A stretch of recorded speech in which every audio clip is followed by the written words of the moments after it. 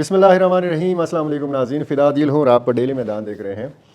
अफ़गान तालिबान जो अफ़गानिस्तान पर इस वक्त हुकूमत कर रहे हैं, मुख्तलिफ़ चैलेंजेस का सामना कर रहे हैं। इन चैलेंजेस के हवाले से हम बात करेंगे और हर गुज़रते दिन के साथ इनकी मुश्किलात बढ़ रही हैं। ये मुश्किलात क्या हैं और किस किस जानिब से अफ़गान तालिबान के ऊपर दबाव पड़ रहा है, आज के व्लॉग में इस हवाले से बात होगी।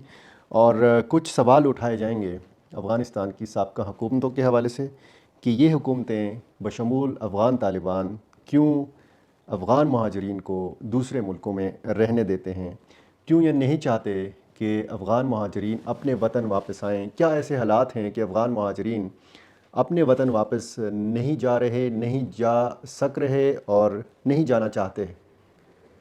क्या वजह है कि तुर्की में भी, यूरोप में भी, ईरान में भी, पाकिस्तान में भी अफ़गान महाजरीन की बड़ी तादाद मौजूद है? सबसे पहले इसी मामले के ऊपर बात करते हैं। चूँकि अफ़गान महाजरीन का मामला ख़ासा संजीदा मामला है, ख़ासा एक आप कह सकते हैं कि दिलखराश वाक़यात बीच में हुए हैं, ख़ासे दिलखराश मनाज़िर हैं जब ये अफ़गान बेसर व सामानी की हालत में खाली हाथ जाते हैं और फिर वहाँ पर भी उनको मुश्किल सूरत हाल का सामना करना पड़ता है। एक इत्तला, एक ख़बर ये आई है कि वहाँ पर एक ख़ानदान को ख़ैमों से निकाल दिया गया अफ़गानिस्तान के अंदर 16 दिन बाद कि जी आप 16 दिन कैंप में कैसे रह सकते हैं। सवाल तो बड़ा वैलिड है, सवाल तो बड़ा अच्छा है कि अगर आप आदी हो गए हैं वहाँ पे कैंप में ज़िंदगी के हवाले से, तो फिर आपको ये तो सोचना चाहिए ना। यानी वहाँ पे मिसाल के तौर पर पाकिस्तान से कोई जाता है और वहाँ पर अफ़गान हुकूमत ने उनके लिए खैमा बस्ती या टेंट विलेज का इंतज़ाम किया हुआ है, तो आप वहाँ पे 3 दिन रहें खैमे के अंदर, टेंट के अंदर। वहाँ पे आप ज़्यादा से ज़्यादा 5 दिन रहें, 1 हफ़्ता रहें। आपको मुसलसल खुराक भी पहुँचाई जा रही है, आपको मुसलसल पानी भी दिया जा रहा है, आपके लिए ट्रांसपोर्ट का भी इंतज़ाम है कि आप अपने गाँव, अपने अपने सूबे में, अपने ज़िले में अगर जाना चाहें तो आप वहाँ पे चले जाएँ। तो फिर इसके बाद तो शिकायत नहीं बनती अगर आप 10 दिन से ज़्यादा गुज़ारते हैं। 16 दिन एक ख़ानदान ने गुज़ारे और फिर मैं एक वीडियो देख रहा था, वो जो एक बंदा था वो शिकायत कर रहा था कि जी 16 दिन बाद जी हमें निकाल दिया कि जी आप अपने गाँव चले जाएँ। इससे आप अफ़गान महाजरीन की मुश्किल सूरत हाल का भी अंदाज़ा लगा सकते हैं। यानी ये ऐसा नहीं है कि ये बड़ा शौक़ के साथ किसी ख़ैमे में पड़ा हुआ है अपने बच्चों समेत, अपने अपने घर की ख़वातीन समेत, अपने घर के जो बूढ़े हैं उनमें मर्द और ख़वातीन जो ज़ईफ़ अफराद हैं कोई अपने शौक़ से वहाँ पे नहीं रह रहा। ज़ाहिर है कि बहुत सारे अफ़गान महाजरीन की तादाद ऐसी भी है कि उनके पास घर नहीं है, उनके पास ज़मीन नहीं है, उनके पास ट्रांसपोर्ट के पैसे नहीं हैं। अगर हफ़्ता 10 दिन तक आपकी मदद की जाती रही एक ख़ैमे के अंदर, तो फिर ये भी तो सोचने की बात है कि आपने आगे जाना है, अपने गाँव जाना है, अपने ज़िले, अपने सूबे में जाना है, वहाँ पे आबाद होना है, वहाँ पे आपने अपने लिए कारोबार ढूँढना है। अब ज़ाहिर है कि अफ़गान हुकूमत के ऊपर एक प्रेशर है। ये प्रेशर इस हवाले से भी है कि अगर एक ख़ानदान के लिए उसने 3 दिन के लिए या 5 दिन के लिए या ज़्यादा से ज़्यादा 1 हफ़्ते के लिए एक टेंट का बंदोबस्त किया हुआ है, वो एक अलग बहस है कि उस टेंट के अंदर 5 लोग रह रहे हैं या 15 लोग रह रहे हैं या 20 लोग रह रहे हैं, ये अलग एक मुश्किल कहानी है और इनकी मुश्किलात की अक्कासी करती हुई कहानी है। लेकिन फिर यही अफ़गान हुकूमत चाहेगी ना कि उसी टेंट के अंदर 3 दिन बाद, 5 दिन बाद, हफ़्ते बाद कोई दूसरा ख़ानदान आके 3 दिन गुज़ारे, 5 दिन गुज़ारे। यानी आप मुसलसल किसी ख़ैमे के अंदर नहीं रह सकते, किसी टेंट के अंदर नहीं रह सकते, वहाँ पे शदीद मुश्किल सूरत हाल है। अब ये ख़ानदान या इस किस्म के और भी बहुत सारे ख़ानदान होंगे, जब इनको कहा जाएगा कि जी आप ये ख़ैमा छोड़ दें और आप रवाना हो जाएँ अपने इलाके में, तो फिर ये कहाँ जाएंगे? ये वही चीज़ है जिसका मैं बार बार ज़िक्र कर रहा हूँ कि यहाँ पेशावर में और लंडी कोतल में और तोरखम बॉर्डर के ऊपर मैंने जिन अफ़गानों को देखा है, उनकी आंखों में मैंने अंधेरा देखा है, गैर यकीनी की सूरत हाल देखी है। उनको नहीं पता कि आगे क्या सूरत हाल होगी, उनको नहीं पता कि उनका मुस्तकबिल क्या है, उनके बच्चों का क्या मुस्तकबिल है, उनके बच्चों की तालीम की क्या सूरत हाल होगी, उनकी ख़वातीन की क्या सूरत हाल होगी। तो यही वो चीज़ है कि जो अब सामने आ रही है। अब कहा यह जा रहा है कि जी 2024 के अवाइल तक 10 लाख तक लोग हो सकता है कि ये पाकिस्तान से अफ़गानिस्तान चले जाएँ। यानी मज़ीद अगर مزید اگر 8 لاکھ لوگ بھی جاتے ہیں، یعنی ٹوٹل 10 لاکھ لوگ جاتے ہیں پاکستان سے افغانستان میں، تو پھر افغانستان کی حکومت کیا اتنی صلاحیت رکھتی ہے کہ وہ ان 10 لاکھ افراد کو روزگار دے سکے، ان کو خوراک دے سکے، ان کی بحالی کے کاموں میں مدد دے سکے؟ ورلڈ فوڈ پروگرام نے ہاتھ اٹھا لیے ہیں، انہیں کہ مزید ہمارے پاس امداد دینے کے لیے پیسے نہیں ہیں، ہمارے پاس رقم نہیں ہے، ہم خوراک نہیں دے سکتے مزید اتنا زیادہ لوگوں کو۔ ایک انسانی بحران نے جنم لیا ہے۔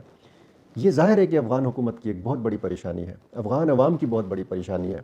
اور دوسری طرف آپ دیکھیں کہ ایک تو انڈیا میں، ہندوستان کے اندر جو افغان سفارت خانہ ہے وہ بند کر دیا گیا ہے، یعنی اب یہ طالبان کی وجہ سے بند ہوا ہے، یہ بھارتی حکومت کی وجہ سے، ہندوستانی حکومت کی وجہ سے بند ہوا ہے۔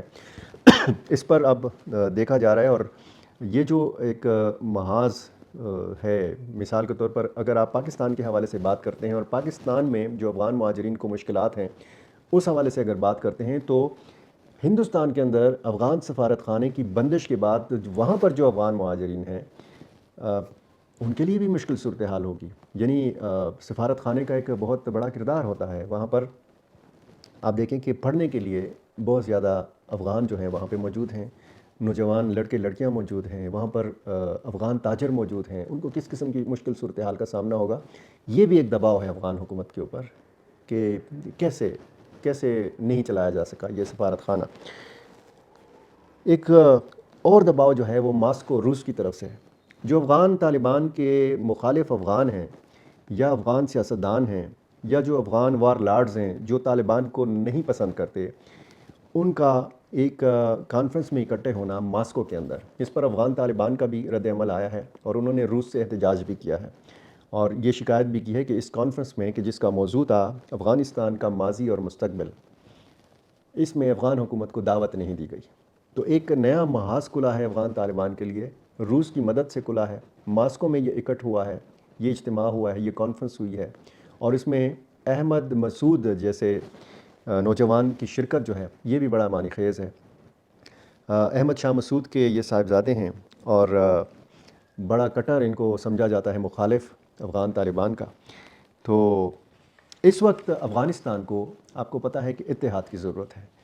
افغانستان میں بلا شرکت غیر طالبان کی حکومت تو ہے، لیکن وہاں پر مختلف سوچ کے لوگ موجود ہیں۔ وہاں پر ایسا نہیں ہے کہ تمام افغان جو افغانستان کے اندر موجود ہیں۔ اب دیکھیں اس میں بھی فرق ہے، افغانستان کے اندر رہ کر افغان طالبان کی پالیسی یا ان کی پالیسیز جو ہیں ان پر تنقید کرنا، ان کو نکتہ چینی کا نشانہ بنانا، یہ بہت مشکل ہے۔ افغانستان کے میڈیا کے اوپر آپ دیکھیں، اور پھر افغانستان کے اندر جو سوشل میڈیا کے صارفین ہیں وہ دیکھیں کہ وہ بڑا محتاط طریقے سے بات کرتے ہیں۔ افغانستان سے باہر کے جو افغان ہیں، یورپ میں ہیں، امریکہ میں ہیں، پاکستان میں ہیں، ایران میں ہیں، جو طالبان کو پسند نہیں کرتے، وہ طالبان کی پالیسیز کے حوالے سے بھی تنقید کرتے ہیں، خواتین کے حقوق کے حوالے سے، گرلز ایجوکیشن کے حوالے سے، یعنی لڑکیوں کی تعلیم کے حوالے سے۔ تو اس وقت ہمیں وہ اتحاد بھی افغانستان کے اندر نہیں نظر آتا۔ پھر اب بات ہو رہی ہے اور یہ ایک بحث چل پڑی ہے افغانستان کے اندر کہ ماضی کی حکومتیں، چاہے وہ ڈاکٹر نجیب کی حکومت ہو، چاہے وہ مجاہدین کی حکومت ہو، چاہے وہ جو اشرف غنی کی حکومت تھی وہ ہو، چاہے وہ اس سے پہلے حامد کرزئی کی حکومت ہو، طالبان کا پہلا دور حکومت ہو اور طالبان کا موجودہ دور حکومت ہو، کسی بھی دور میں خیال نہیں آیا افغان حکومت کو کہ ہمارے اتنے لاکھوں مہاجرین جو ہیں وہ ایران میں بھی ہیں، ترکی میں بھی ہیں، وہ پاکستان میں بھی ہیں، ان کو واپس لایا جائے، ان کی آبادکاری کی جائے، ان کو باعزت طریقے سے واپس لایا جائے۔ اور یہ ظاہر ہے کہ ایک تحقیر ہو رہی ہے، ایک طرح کا ہم کہہ سکتے ہیں کہ یہ کوئی باوقار طریقہ نہیں ہے کہ افغان حکومت اپنے ہی شہریوں کو بے یار و مددگار چھوڑ دے اور اتنا غیر سنجیدگی کا مظاہرہ کرے کہ کبھی بھی کسی حکومت نے یہ نہیں سوچا، یہ ایک منصوبہ نہیں بنایا کہ جی ہم نے ابتدائی طور پر پہلے فیز کے اندر ہم نے مثال کے طور پر 50,000 افغان مہاجرین کو واپس بلا کر ان کو بچانے کا فیصلہ کیا ہے۔ یہ آپ نے کسی حکومت میں نہیں سنا ہوگا۔ آپ نے الیکشنوں میں دیکھا ہوگا جب جمہوری ایک دور آیا تھا حامد کرزئی کے دور میں، کہ یہاں پر ایک پریکٹس ہوئی تھی کہ یہاں کے جو افغان مہاجرین ہیں وہ بھی ووٹ میں اپنا حصہ ڈالیں۔ ووٹ کے لیے تو آپ کو یہ افغان مہاجرین یاد تھے، لیکن آپ کو یہ یاد نہیں رہا کہ یہ اپنے ملک سے باہر کس قسم کی زندگی گزار رہے ہیں، اور یہ خود افغان جو مہاجرین ہیں یہ کیوں اپنے وطن واپس نہیں گئے؟ رضاکارانہ طور پر وہ واپس جا سکتے تھے، یعنی اگر وہ موجودہ طالبان کے سے ان کو کوئی مسئلہ ہے تو وہ اشرف غنی کے دور میں جا سکتے تھے، وہ حامد کرزئی کے دور میں جا سکتے تھے، نہیں گئے۔ انہوں نے یہ بہتر جانا کہ وہ جن جن ملکوں میں انہوں نے ہجرت کی 40-45 سال پہلے، یہ انہی ممالک میں رہیں، چاہے قانونی طریقے سے ہو کہ چاہے غیر قانونی طریقے سے ہو۔ تو یہ بھی ایک چیز تھی کہ ان افغان مہاجرین نے اپنی ملت کے ساتھ، اپنی قوم کے ساتھ، اپنی مٹی کے ساتھ، اپنے وطن کے ساتھ کتنی وفا دکھائی ہے، کتنا ان کو اپنے وطن سے پیار ہے۔ اگر ان کو اپنے وطن سے محبت ہے تو ان کو اپنے وطن کی تعمیر نو میں حصہ ڈالنا چاہیے۔ وہاں پہ جس طریقے سے محنت انہوں نے افغانستان سے باہر کی ہے، یا مثال کے طور پر پاکستان میں آپ دیکھ لیں، یہ ریڑھی بھی چلاتے ہیں، یہ محنت مزدوری کرتے ہیں، یہ جفا کش لوگ ہیں، یہ محنت کش لوگ ہیں، یہ اپنے بچوں کو محنت کر کے حلال کا جو رزق ہے وہ کما کر کھلانے کے لوگ ہیں، کھلانے والے لوگ ہیں۔ تو ایسے لوگ اگر اتنے محنتی ہیں، اتنے جفا کش ہیں، تو یہی محنت وہ افغانستان کے اندر نہیں کر سکتے، نہیں جا سکتے وہاں پہ کہ وہ وہاں پہ جائیں اور وہاں پہ اپنے ملک کی تعمیر نو میں اپنا کردار ادا کریں، اپنے ملک کی ترقی میں، اپنے ملک کی اقتصادی ترقی میں اپنا کردار ادا کریں۔ اور وہاں پر اگر یہ کہتے ہیں کہ جی عوام کی مرضی سے کوئی حکومت ہو، تو یہ لوگ ہوں گے نا، وہاں کے پہاڑ تو فیصلہ نہیں کریں گے، وہاں کے ریگستان تو فیصلہ نہیں کریں گے، وہاں کے جو باغات ہیں، چلیں وہاں کے جو درخت ہیں، وہاں کے جو پھلدار درخت ہیں، وہ تو فیصلہ نہیں کریں گے۔ وہاں پہ اگر سبزی کے کھیت ہیں، ٹھیک ہے، وہ کھیت تو فیصلہ نہیں کریں گے، لوگوں نے فیصلہ کرنا ہے۔ اور وہ لوگ اگر ایران میں ہیں، وہی لوگ اگر پاکستان میں ہیں، لاکھوں کی تعداد میں ہیں، تو پھر یہ تو ممکن نہیں ہے کہ ایران سے اور پاکستان سے آپ فیصلہ کریں اور آپ افغانستان یا کابل کی جو حکومت ہے اس پر اثر انداز ہوں۔ تو ذمہ داریوں سے فرار جو ہے یہ بہت بڑا مسئلہ ہے افغانستان کا۔ ذمہ داری کا احساس، آپ کا اپنا ملک ہے، آپ کے اپنے قوانین ہیں، اپنا ملک آپ اٹھائیں، اس کو ترقی دیں۔ اور یہ جو ارگ ہے، جو صدارتی ایک محل ہے جس میں حکمران بیٹھتا ہے، خیر آج کا جو طالبان کا جو حکمران ہے وہ تو قندھار میں بیٹھتے ہیں، لیکن ارگ نے کیا ذمہ داری اب آج تک ادا کی ہے؟ ارگ میں فیصلہ کرنے والوں نے افغان مہاجرین کے حوالے سے کتنے فیصلے کیے؟ آپ کو یاد ہے؟ اگر آپ کو یاد ہو تو کمنٹ میں مجھے ضرور بتائیے گا۔ ہو سکتا ہے مجھے کوئی غلط فہمی ہو سکتا ہے میری معلومات کمزور ہوں، مجھے نہیں علم، مجھے زیادہ افغانستان کے حوالے سے نہیں پتہ، حالانکہ میں 2 بار جا چکا ہوں، جلال آباد، کابل اور راستے میں جتنے بھی علاقے دیکھ چکا ہوں۔ لیکن سوال تو پیدا ہوتا ہے کہ آخر افغانوں نے خود کتنی ذمہ داری کا احساس کیا ہے؟ اصل مسئلہ جو ہے وہ کیا ہے، اور اصل مجرم کون ہے افغانوں کی موجودہ حالت زار کا؟ اور یہ بھی ایک سوال ہے کہ اپنا بوجھ افغانوں نے کیسے دوسروں کے سر پہ ڈال دیا؟ یعنی آپ کا ترکی کیسے ذمہ دار ہو گیا؟ آپ کا ایران کیسے ذمہ دار ہو گیا؟ آپ کا پاکستان کیسے ذمہ دار ہو گیا؟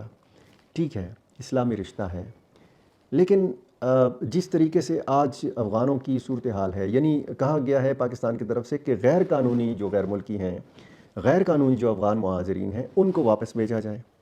اب وہاں پہ انہی غیر قانونی لوگوں کا مذاق بھی اڑایا جاتا ہے اور کہا جاتا ہے کہ جی جتنے بیکار لوگ تھے وہ پاکستان نے واپس بھیج دیے۔ یہ کوئی مذاق کی بات تو نہیں ہے۔ ان لوگوں پہ کیا گزر رہی ہے؟ یہ لوگ جو اپنے بچوں کے مستقبل سے واقف نہیں ہیں، ان لوگوں کے دلوں کا حال آپ کیا جانتے ہیں؟ وہ کس مشکل صورتحال میں ہیں؟